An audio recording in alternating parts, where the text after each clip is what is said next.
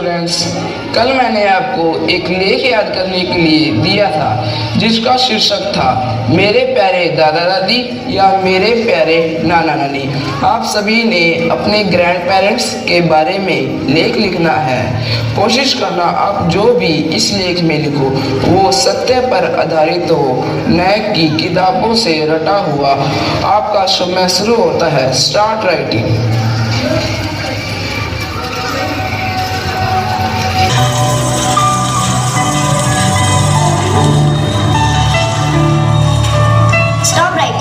Okay students, उम्मीद करता हूँ आज का टेस्ट आपने बहुत अच्छे से दिया होगा। इसका परिणाम मैं आपको कुछ समय में बताऊंगा।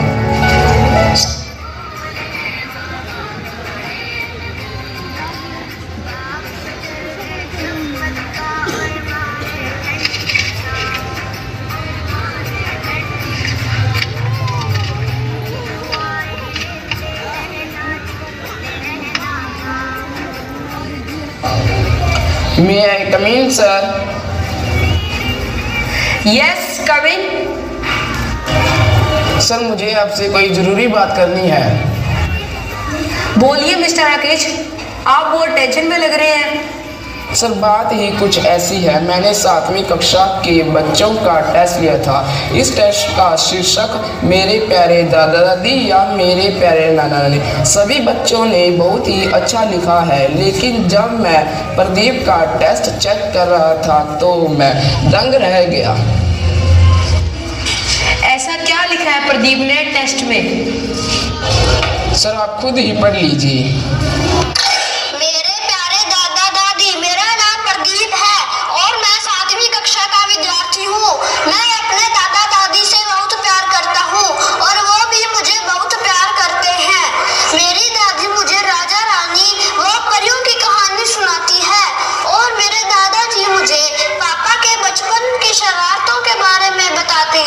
वो कहते हैं कि मेरे पापा बचपन में बिल्कुल मेरे जैसे हुआ करते थे। जब मेरे पापा छोटे हुआ करते थे तो मेरे दादाजी उन्हें कंधे पे बिठाकर मेला दिखाने ले जाया करते थे। लेकिन आज जब मेरे दादाजी को मेरे पापा जी के सहारे की जरूरत है तो अब मेरे पापा जी अपनी जिम्मेवारियों और फर्ज से पीछे हट रहे हैं।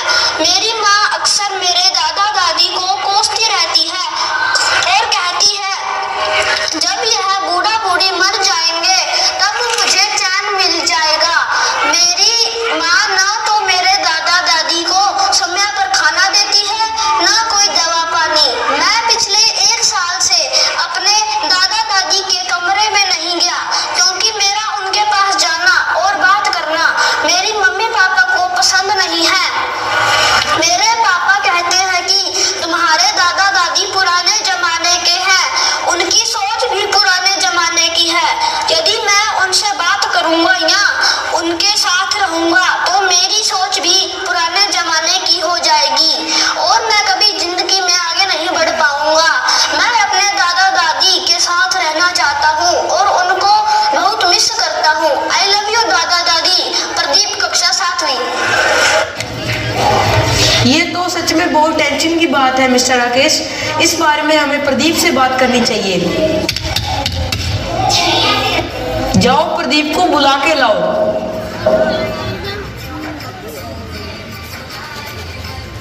हेलो प्रदीप बेटा, कैसे हो?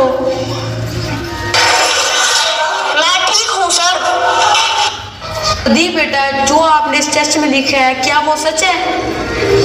यस सर, यह सच है। मैं कभी झूठ नहीं बोलता।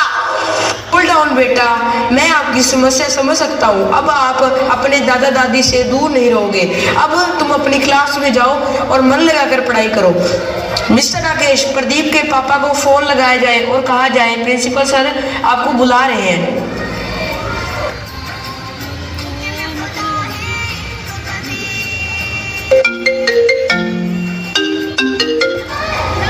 हेलो, कौन? क्या आप प्रदीप के पापा बात कर रहे हैं? जी हाँ, आप कौन? जी, मैं प्रदीप का क्लास टीचर बात कर रहा हूँ। प्रिंसिपल सर आपसे मिलना चाहते हैं। जी सर, मैं थोड़ी देर में आ जाता हूँ।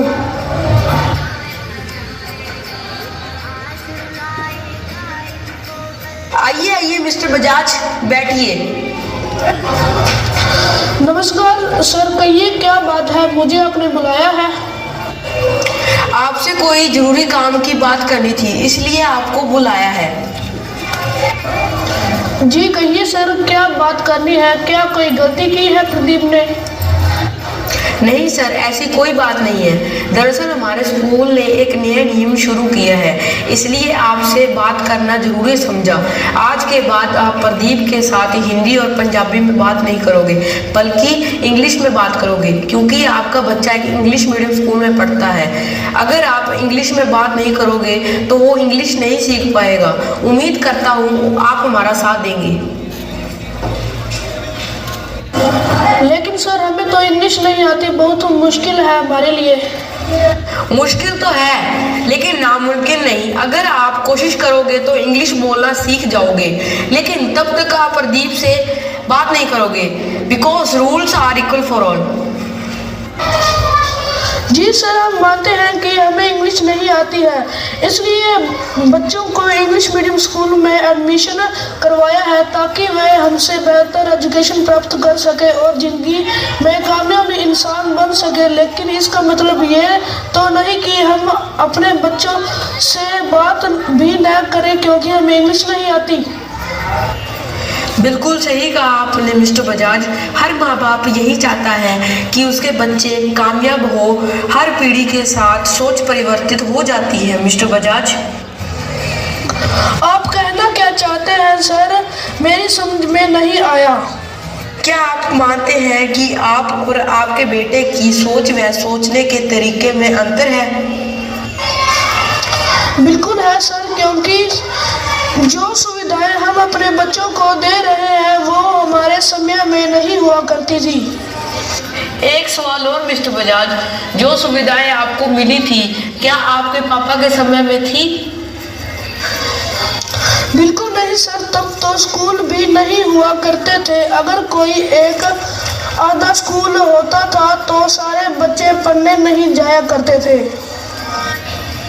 यही बात मैंने आपको समझाने के लिए यहाँ बुलाया है मिस्टर बजाज। क्या मतलब, साफ साफ बताइए सर। मतलब ये कि आपके पापा के समय स्कूल नहीं थे, टेक्नोलॉजी नहीं थी, रेडियो का जमाना था, लेकिन आपका बेटा जिस टाइम में पैदा हुआ है वो इंटरनेट का युग है। आज सबके पास लैपटॉप, कंप्यूटर, हाई टेक्नोलॉजी है मिस्टर बजाज। मगर ये सब आप मुझे क्यों बता रहे हैं सर? दरअसल हमने आज बच्चों का एक टेस्ट लिया था जिसमें उन्होंने अपने ग्रैंड पेरेंट्स के बारे में लिखा है, लेकिन आपके बेटे प्रदीप ने जो लिखा है उसने मुझे अंदर से झिझोड़ के रख दिया है। इसलिए मैंने आपको फ़ोन करके बुलाया है मिस्टर बजाज, ये आप पढ़ लीजिए।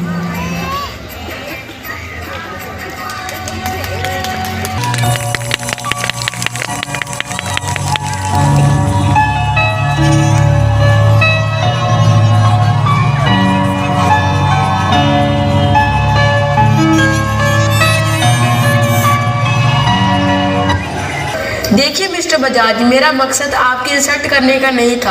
आपका बेटा एक बहुत होशियार और होनहार विद्यार्थी है। बच्चे तो कच्चे मिट्टी की तरह होते हैं, माँ बाप उन्हें जिस तरह का रूप देना चाहे दे सकते हैं। आज आप अपने बच्चे के दिमाग में जो सोच विकसित कर रहे हैं वो सारी उम्र उनके साथ रहेगी। कल को वो भी पढ़ लिख जाएगा, उसकी भी शादी होगी और उसके भी बच्चे होंगे। अगर वो आपको अपने बच्चे से नहीं मिलने देगा तो आपको कैसा महसूस होगा मिस्टर बजाज? बस कीजिए सर, बस कीजिए। मुझे अपनी गलती का एहसास हो गया है। जाने जाने में मुझसे और मेरी बीवी से बहुत बड़ा पाप हो गया है सर, मुझे माफ़ कर दीजिए सर। मिस्टर बजाज, सुबह का भूला अगर शाम को वापस आ जाए उसे भूला नहीं कहते। अगर आपको माफ़ी मांगनी है तो अपने माँ बाप से मांगिए जिनका आपने बहुत दिल दुखाया है। जी सर, आपने ठीक कहा। मैं अपने माता पिता का बहुत बड़ा गुनहगार हूँ। ये जिनके देखा जहाँ यार जिनसे मेरा क्या बुरा क्या भला, कितने उपकार